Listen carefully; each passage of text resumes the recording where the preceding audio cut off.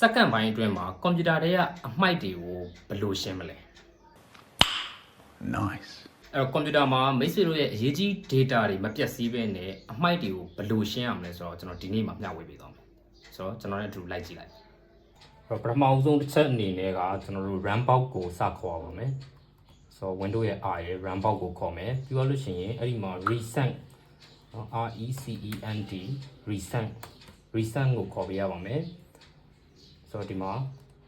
ကျွန်တော်တို့ဒီမှာရှင်းထားပြီးသားဖြစ်နေတာပေါ့နော်ဆိုတော့အဲ recent ထဲမှာရှိနေတဲ့ folder တွေရှိနေလိမ့်မယ် file တွေရှိနေလိမ့်မယ်အဲ့ဒါတွေကို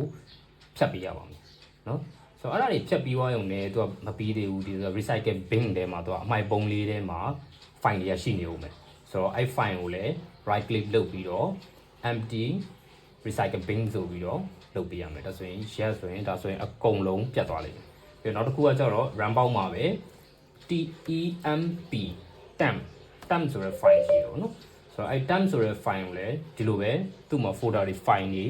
ဒါသုံးထားတဲ့ဟာတွေကိုသူကမှတ်ထားတာပေါ့နော်အဲ့ဒါတွေကိုလည်းကျွန်တော်တို့ select all လုပ်ပစ်ပြီးတော့အကုန်လုံးကို shift delete နဲ့ပေါ့နော် shift key နဲ့ခံပြီး delete နဲ့ဖြတ်ပေးရမယ် okay အဲ့ဒီမှာဖြတ်လို့မရတဲ့ file တွေတော့ရှိနေလိမ့်မယ်အဲ့ဒါတွေကိုတော့ skip လုပ်ခဲ့လိုက်ပေါ့နော်နောက်ပြီးသွားရင်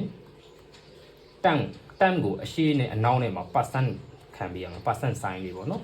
percentage နော် temp 10 percentage ပေါ့နော်အဲ့ဒါလေးခေါ်ပေးလိုက်ပြီးရင်အဲ့လိုပဲ select all လုပ်ပြီးတော့ shift delete နဲ့ကျွန်တော်တို့ဖြတ်ပေးရမယ်သူ့မှာလည်းဖြတ်လို့မရတဲ့ file လေးတွေရှိလိမ့်မယ်ဒါကိုလည်းကျွန်တော်တို့ skip လုပ်ခဲ့ပေါ့နော်ပြီးတော့နောက်ထပ်တစ်ခုကဒါဆိုတော့3ခုရပြီနော်ဆိုတော့ပထမဆုံး recent ပြီးရင် temp ပြီးရင် percentage temp ပြီးတော့လို့ရှိရင်ဒီ prefix ဆိုတာရှိသေးတယ်ပေါ့နော်ဆိုတော့ prefix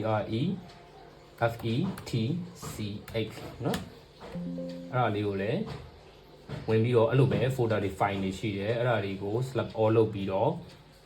shift delete နဲ့အကုန်ဖြတ်ပေးရမယ်ဖြတ်လို့မရတဲ့ file တွေတော့ရှိနေလိမ့်မယ်ဒါပေမဲ့ရတဲ့ file တွေအကုန်ဖြတ်လိုက်ပေါ့နော်ဒါဆိုရင်တော့ set ကတော်တော်လေးပေါ့ပါမြန်ဆန်သွားမှာဖြစ်ပါတယ်ဆိုတော့အားလုံးကျေးဇူးတင်ပါတယ်နောက်ထပ်ဗီဒီယိုလေးအတွက်